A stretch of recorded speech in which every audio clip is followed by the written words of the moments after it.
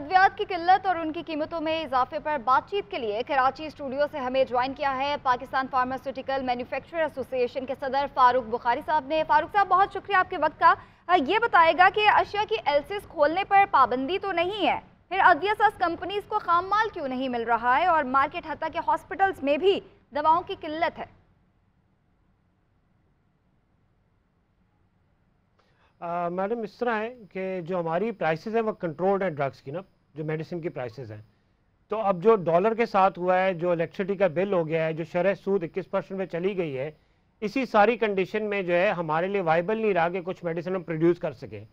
गुज़िश्ता हाल ही में पिछले 3 महीने से हम लॉसेस में ये बना रहे थे और many companies of facing losses. इसी आस पे कि जो गवर्नमेंट इस पर नज़रसानी करेगी and we will move forward. But unfortunately since past 3-4 months government ने कोई हमारी प्राइस में नज़रसानी नहीं की, गिवन द कंडीशन जो इन्फ्लेशन का हाल है ऑलमोस्ट मोर देन 30% है।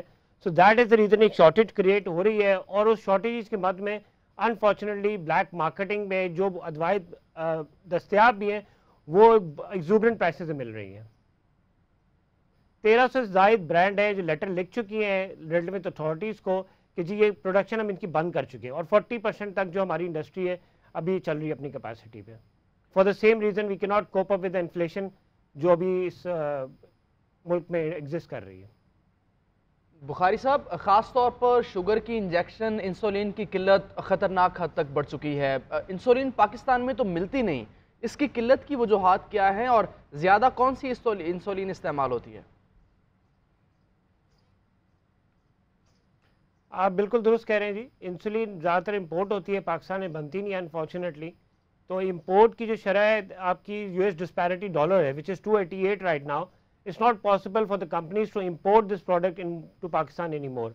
दैट इज रीज़न आप फेस कर रहे हैं जी एक शॉर्टेजेस और एक ये ग्रे स्मगलिंग मार्केट चैनल से आना शुरू हो गई है जिसमें एक्सूबरेंट प्राइस आपको दस्तियाब है। और not just insulin but basic surgeries जो है वो कटेल हो रही हैं इस शहर में। नेशनल हेल्थ क्राइसिस की तरफ हम है, हिपरिन इंजेक्शन नहीं मालूम है, जो एनेस्थीसिया बेहोशी की दवाइयाँ वो मौजूद नहीं है।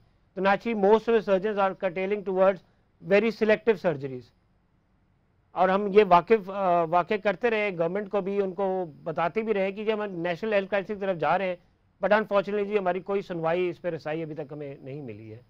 ठीक है बुखारी साहब, जो अद्वियात की किल्लत है, ब्लैक मार्केट बहुत ज़्यादा हो गई है और स्मगल की जा रही है हमसाया ममालिक से अद्वियात, और लोग जो है वो मजबूर हो चुके हैं कि 4 गुना ज़्यादा कीमत पे अद्वियात जो हैं वो ख़रीदें स्मगल्ड।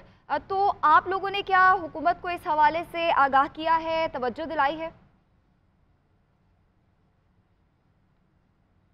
जी मैडम, पिछले कई महीनों से हम हुकूमत को आगाह भी कर रहे हैं, तवज्जो भी दिलाई, अपने मेरिटेड लॉजिक्स भी दिए और हमने उनको क्लियर बताया कि जी एक हेल्दी सप्लाई लाइन अगर आप मेंटेन करेंगे ड्रग्स की तो ये प्राइसेस ऑटोमेटिकली नीचे आएंगी। अभी इशू ये हो रहा है कि even me being a chairman of ppm है, अगर मुझे कोई दवाई लेनी पड़ती है मुझे एक्सूबरेंट प्राइस से मिलती है। जब ये दोबारा सप्लाई मेंटेन हो जाएगी इस मेडिसिन की तो वो प्राइसेस नेचुरली नीचे चली जाएंगी।